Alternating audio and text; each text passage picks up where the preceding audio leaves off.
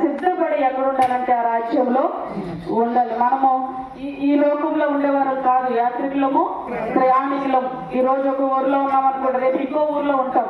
కానీ మనం చేరాల్సిన గమ్యస్థానానికి మనము చేరిపోవలసిందే. అదే పరలోక రాజ్యం.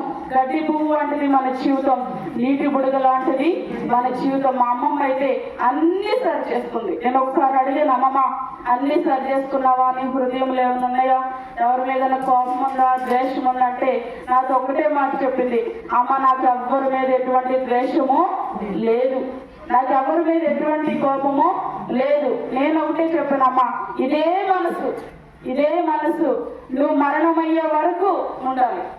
అప్పుడు ఆ రాజ్యంలో నువ్వు ఉంటావు, మేమందరం కూడా నిన్ను చూస్తాం అనేటువంటి అది చెప్పినప్పుడు నాకు చాలా సంతోషం వేసింది. ఎందుకు అనంటే కనుక మా అమ్మమ్మ చక్కగా సిద్ధపడి ఆ రాజ్యానికి వెళ్ళింది. అది దేవుడు ఆమెకి ఇచ్చిన కృప, ధన్యత ఆమె జీవితంలో. ఆ రాజ్యంలో మరి మా అమ్మమ్మని మేము చూస్తామనేటువంటి నిరీక్షణ మాకు ఉంది. మరి మన జీవితాల్లో కూడా అటువంటి కృప, ధన్యత ప్రభు మనకు అనుగ్రహించిన గాక. ఆమేన్.